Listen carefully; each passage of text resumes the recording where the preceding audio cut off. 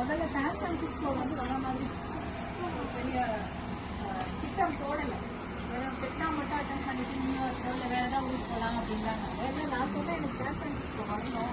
ஏன்னா நான் கிட்டத்தட்ட 2004 தான் வந்திருக்கேன். 2004 2005 2006 ஒரு மீட்டிங்காக யுனைடெட் நேஷன்ஸ் மீட்டிங் இருந்துச்சு நியூயார்க்கில். அதை முடிச்சுட்டு இங்கே வந்தேன். அப்போ நான் யாரையுமே பார்க்கல. எனக்கு நிறைய பேர் தெரியல. நான் மேபி ஒரு நாள் 2 நாள் வந்திருப்பேன்னு நினைக்கிறேன். நான் நிறைய பேர் பார்க்கவே இல்லை. ஒரு ஃப்ரெண்டு ஒருத்தவங்க இங்கே இருந்தாங்க, என்னுடைய கல்லூரி தோழி. அவங்களோட அப்படியே வந்து 2 நாள் சுற்றி பார்த்துட்டேன். உடனே போயிட்டோம். இந்த ஊர் ரொம்ப பிடிச்சிருந்தது. அப்போ வர போனேன். அதுக்கப்புறம் வரதுக்கு வாய்ப்பு இல்லை. 2 நாள் வந்தாலும் சான் பிரான்சிஸ்கோ வரல.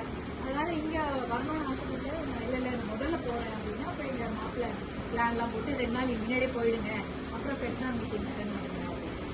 அப்புறம் வந்த உடனே எனக்கு எல்லாம் திடீர்னு பார்த்தா ஃபோன் மேலே ஃபோன் இவங்க நான் பார்த்துருக்கேன்.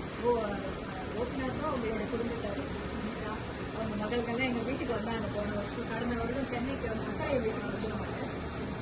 எல்லாரையும் பார்த்தேன். திடீர்னு பார்த்தா ஒரு கமிஷன் நாங்கள் அக்கா நாங்கள் இங்கே இருக்கோம் பார்த்தா கிட்டத்தட்ட எத்தனையோ அக்கா என்னுடைய எக்ஸ்டெண்டட் ஃபேமிலிஸ் இருக்கிறாங்க. எல்லாரையும் பார்க்கறதுக்கு ஒரு பெரிய வாய்ப்பு கிடைச்சிது. சரி சொல்லிட்டு அவங்களும் சொன்ன என்னமா இது வெளியில பிளான் போடலையா அப்படின்னு என்னோட மகள் கேட்டா. இல்லைடா நம்ம குடும்பக்காரெல்லாம் இங்கே இருக்கிறாங்க, நம்ம அவங்களெல்லாம் பார்க்கலாம் அப்படின்ட்டு சொன்னோடனே அது சொன்ன அதுதான் மெயின். அடுத்த முறை வரும்போது நிறைய நாள் இருந்துட்டு போல ஆமா எங்க வீட்டுக்குலாம் வந்துட்டு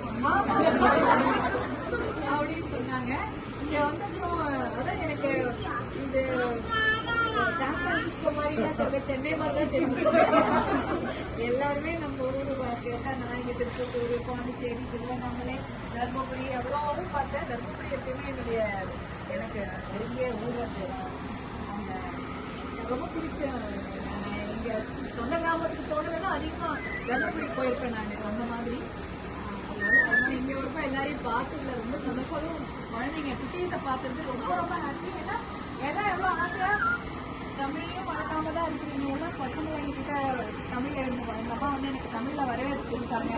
அப்புறம் நம்ம கீர்த்தி கூட தமிழில் கிராஜுவேட்டு அப்படின்னாங்க. எனக்கு ரொம்ப சந்தோஷமா இருந்ததுன்னா தமிழை நம்ம எப்படி மறக்காமல் இருக்கிறது ஒரு பெரிய அதை மறந்துட்டா நம்மளுடைய இடத்த மறந்துடுவோம், நம்மளுடைய ரூட்ஸை மறந்துடுவோம். ஆனால் அதையெல்லாம் மறக்காமல் நீங்கள் எல்லாம் அதை எப்படி பிடிச்சி வச்சிருக்கிறது எனக்கு ரொம்ப பெருமையாக இருக்குது. ஏன்னா எங்கள் அப்பா எப்பவுமே இங்கே வரும்போது சொல்லுவார், அவரோட பையன் அமெரிக்காவில் இருக்காங்க, எல்லாம் அவங்க எல்லாம் போறாங்க ஃபேமிலியா அப்படிங்கிறது. நாங்கள் அமெரிக்காவில் செட்டில் எல்லாம் பாரு அமெரிக்காவே செட்டில் ஆகி அவங்க அப்பா அம்மா எல்லாம் அமெரிக்கா கூட்டு போறாங்க, நீங்க எங்க போறீங்க கேட்பாரு. அவங்க சொல்ல நம்ம பாயிண்ட் போகணும்னா எல்லாரையும் பார்த்தேன்.